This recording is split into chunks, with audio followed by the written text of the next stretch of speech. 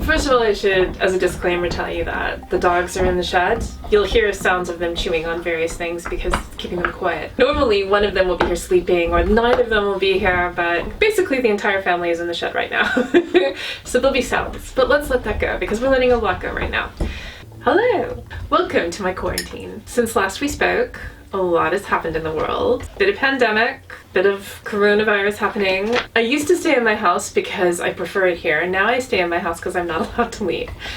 So while not a huge amount has changed in my personal world, the lack of freedom to do something if I wanted to, the can't part, can't go shopping, can't go run and get a few things, can't go to yoga, can't go to the gym. That part has been harder to deal with. So today I thought I'd talk about something different. Normally I talk about my books, my characters, my writing life, but lately I've been trying to escape.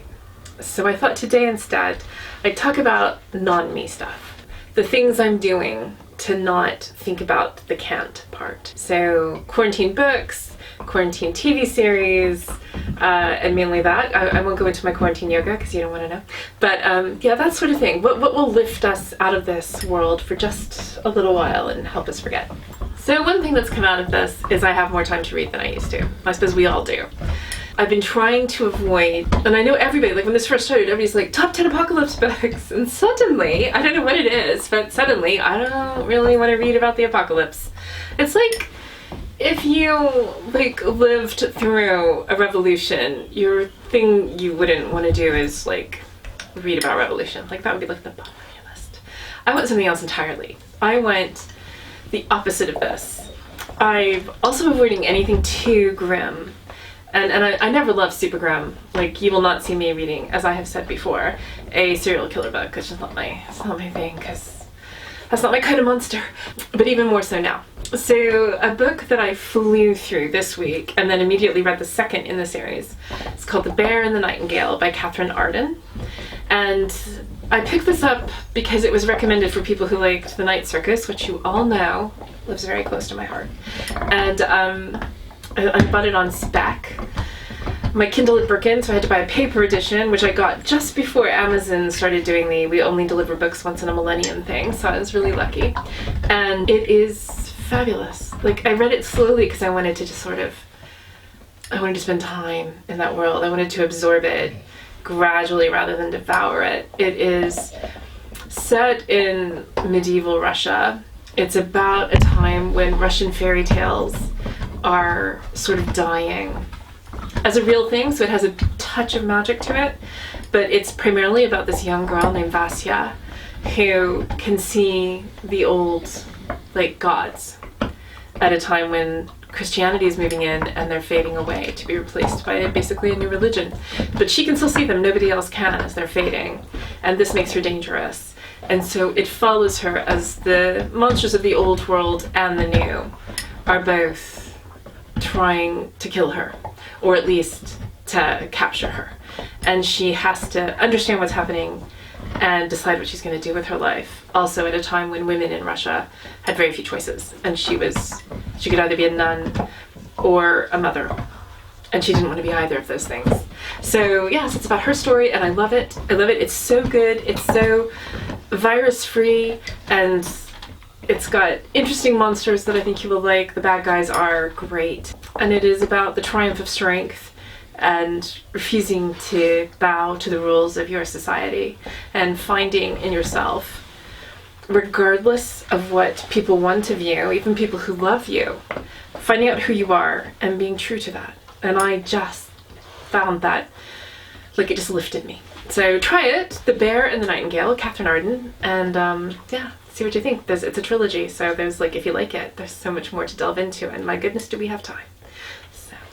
So I'm going to send you back in time for the second recommendation. And I talked about this book in a video a couple of months ago when I talked about the books that inspired night school. This was one of them. In fact, it was the one that made me pick up a pen and want to write this book. And it's called Vampire Academy by Rochelle Mead. And I know those of you who are a little older will have read it, but if you weren't, sort of YA fan in 2010, you might not have heard of it. And it's just a really good vampire book from out of that burst of vampire books that happened around the time of Twilight. A lot of which were, let's be honest, my friends, pretty terrible. This one I really liked. It's set at a boarding school called St. Vladimir's. Come with me, stick with me, I know. And in Colorado, I don't know why. What is it about the American Northwest? Like everything that came out in 2010 was set in like Washington State, Colorado. Like 10 people live there. No, loads of you live there, and you love it. And we love it, it's beautiful. Anyway, you know what I'm saying. Limited geographical territory. Anyway, it's about these two best friends who are from different sects, I guess you would say, different vampire genres. Like, it's a thing, just go with it. One is a princess and one is sort of a commoner. Again, they do not want to be what society wants them to be, and so they've run away at the start of it and have been living for an unfeasibly long time outside, uncaught, and they're captured, I believe in chapter 1, and brought back to school. And when they're at the school, it's just all great fun because they're vampires and there's all these rules about how do you keep it dark, how do they function. They have classes at night instead of the day. They're scattered around the campus and there's little walkways they can get through if they happen to get caught out when it's daylight. But there's like a war brewing. But what mattered, the part that I loved and came back for, was that friendship. That what it's really about is friends risking things for each other, being brave for each other, looking out for each other. That love, the friendship love, that often people forget to write about. It is in a way a family. It's a kind of family. And people often write about young people like rebelling against their parents or having trouble with their families. And that is fine. That is an interesting area to explore. We've all either been there or known people who were there. But we go through so much with our friends. I know we all talk about the Sylvan Carter Allie thing, but really the Allie, Rachel, Joe, Nicole, Katie, Zoe thing is as important, if not more. A friend breakup, I mean, we've all been through one, right? Like, that's vicious. It's absolutely heartbreaking. And who writes about that? Who writes about how much it hurts when your friend dumps you? And it does, it's shattering. So that's all covered in Vampire Academy, and it's all in night school, and it's all like, that world fascinates me. So I strongly recommend Vampire Academy. It is also a multiple book series. So if you like it, as I did, you can binge on it until you just get bored, because I think there's like 1,000 of them. I think I read 3 or 4 and then went, oh, that's enough. They're really fun, and I highly recommend. So go forth, Vampire Academy, Rochelle Mead. Okay, so my third escapist virus read would be a classic, because I thought I should recommend a classic, because otherwise it's just all too contemporary. And I do love a number of classic books, and there's so many I could recommend that it actually hurts to just choose one, because I was thinking about my bookshelves and this big obsession with early 20th century American novelists. Don't hang up. Fitzgerald, Hemingway, Dorothy Parker, like my shelves are full of them. And I went into this big like binge on Hemingway when I was about 19, and I read everything Hemingway wrote, and it's easy to do because he didn't write that many books. I read about like 7 books and a bunch of short stories. And he's hard to love because he hates everybody. He's sort of like Ayn Rand, in that when the characters he doesn't like when he's like, she was terrible, she was whatever she was, she just looks like me. Because he didn't like curvy women, he didn't like outspoken women, he didn't like southern women, he didn't like long-haired women, like all the things he didn't like are just really annoying. But he's an interesting writer, and what he was writing about, he wrote bravely. He wrote incredibly bravely. He wrote about abortion, he wrote about war, murder, socialism, fascism, like Cuba, lots about Cuba. He could have lost me on Cuba, because I mean nothing wrong with Cuba. Cuba's delightful, but he was obsessed. And then he led me to Fitzgerald. And Fitzgerald's like the kinder, gentler, softer, like would be your best friend, possible that you'd have a crush on friend guy, you know what I mean? Anyway, F. Scott Fitzgerald then became the great love of my life when I was about 20. Again, hardly any books, like 5 full books and a bunch of short stories. I read them all. I read everything. I read his short stories, magazine articles. I became really obsessed with him. The classic Fitzgerald book that everybody will recommend to you is The Great Gatsby. And I love that book, don't get me wrong. The writing in it kills me every time. Every time I read it, I'm just knocked unconscious by it. Like, he was so good. And again, if you take away the 20s and you take away the affectation of the time, he's writing about an insecure man with a handsome, charismatic, dangerous neighbor, a man that he comes to know, and a young woman who he has a crush on, who's vapid and empty-headed but beautiful, and so he loves her all the same because she's unreachable. And we've all known that guy, right? The smart guy who you think should have a smart girlfriend but wants to date the like dumb pretty one. Like, that's this guy. And her thick-headed like lug of a boyfriend, husband, I think she's a husband, and like their stories, these are universals. We have known these people. We all know these people. Maybe we don't know Jay Gatsby. Jay Gatsby's a little beyond us unless you happen to know, like, Russian oligarchs. If you don't know a Russian oligarch, a really charming one, then you know Jay Gatsby. So that one I recommend. But the one I love, the one that kills me every time, more than Gatsby, the one that every time I pick it up breaks my heart, but in a dry, beautiful, self-aware, wonderful ways, is nonfiction. He's called The Crack-Up. And The Crack-Up is about his breakup with Zelda, his meltdown, his alcohol addiction, and just how his wonderful, beautiful, extraordinary life in the south of France and New York, and the limousines and the Rolls Royces and the exotic movie stars went away. And when it went away, what he was left with was himself and his guilt and his pain and his, I don't know, this sense of loss that he had. And in it, he wrote, think about Fitzgerald as a complete narcissist, and we should not have been his best friend or girlfriend, but it does mean that he understood himself incredibly well. And when he writes about himself, it's at his most beautiful and dry. Like, he once said of himself that he hoped that when people wrote about him in the future, they would see that he had some sort of tragic genius. And that, what the hell, man? That's exactly what he was. An epic grandeur, he said. My life had an epic grandeur. And it did. It was epic. It had grandeur.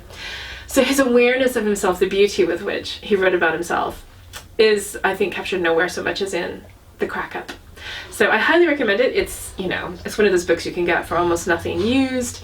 For, you know, look for it on Amazon, a used paperback copy, and just be, like, heartbroken. Join me in being delightfully, beautifully, and not heartbroken in a way that's going to ruin your life, but for this man who lived long ago, who was brilliant and funny and charming and made epic mistakes. So, yeah, there you go. So, after you've read books, I mean, after a while, I don't know about you, but I get like a reading headache. When that happens, given that we are trapped in our houses, I think we're all going to turn the TV on, see what's there. And I've been doing that as well. So I have been just binging on series, just trying anything. Like, if Netflix says everybody in your neighborhood likes this, I'm like, oh really? Let me try it. Or whatever. Like, oh, I don't normally like football, but if everybody in my neighborhood is watching this interesting drama about football, I will try it for at least 10 minutes, etc. So I've tried so many things, but a few have been just so good and so pleasantly undangerous, if that makes sense. Like, just so uplifting. A number have been so uplifting and so pleasing and so distracting that for a while I can forget that all the can'ts again, that I can't, even though I want to. Some of these I mentioned in my newsletter, which went out last week, which is for my book club members. So I'm just going to plug my book club here. If you're not already a member of my book club, please join, and you'll get handy tips like this, like at least 3 or 4 times a year when I remember to send out my newsletter. But when I do send them, they're full of useful stuff, like have you seen Cheer on Netflix? If you haven't, I insist that you watch it. Even if you don't like, okay, mea culpa, I am not a fan of cheerleaders.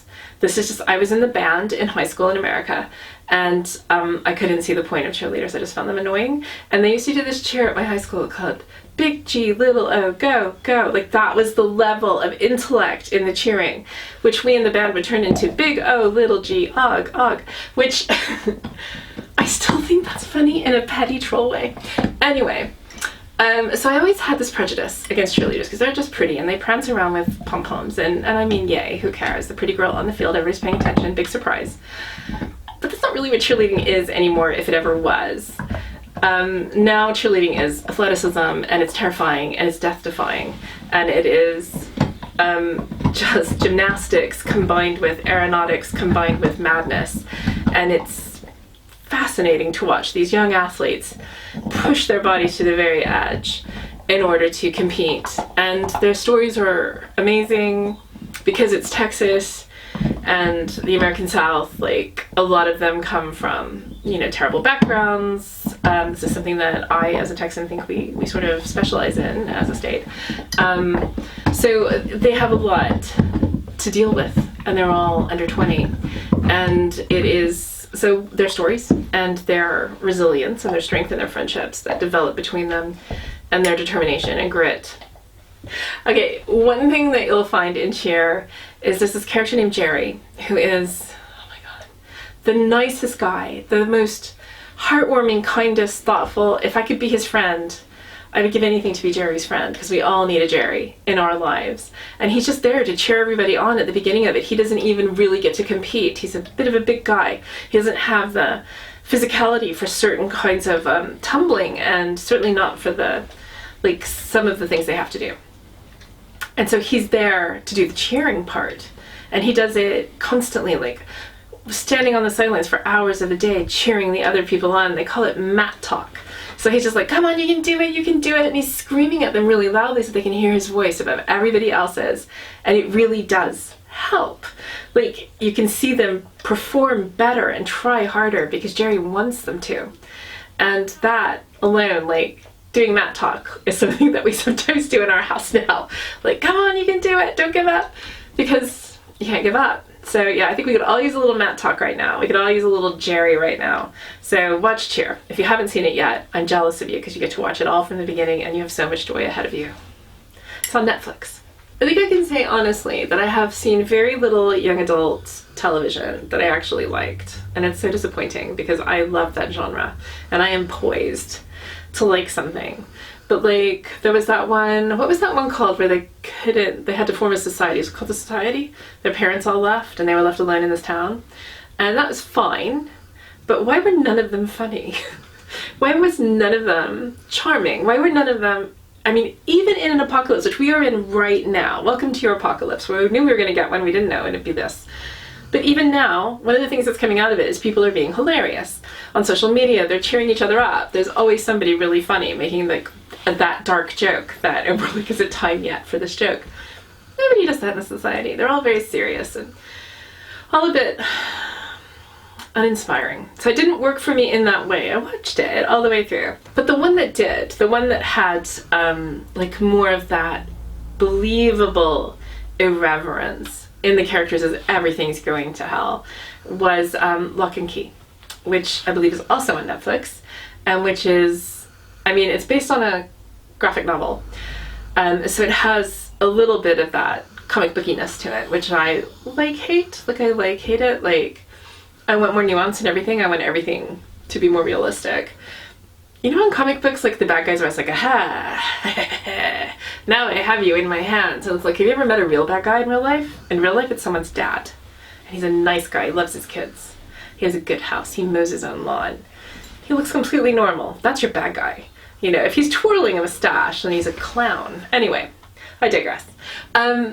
This has a little less of that, although it does. No, it doesn't. It has that. Its evil person, not a man, a woman, is tiresomely, spectacularly evil. It's the only part I didn't like, but the part I loved was the characterization. I love the main characters of their house. They live in this amazing Victorian Gothic house. They're living through an awful tragedy after their father is killed, and they've moved away to get away from it all to this family home that they more or less inherited through his family, only to find out that it is spectacularly haunted, and there's magic keys in it, hidden everywhere.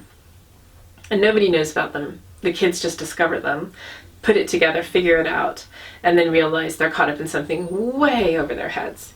And it's incredibly dangerous.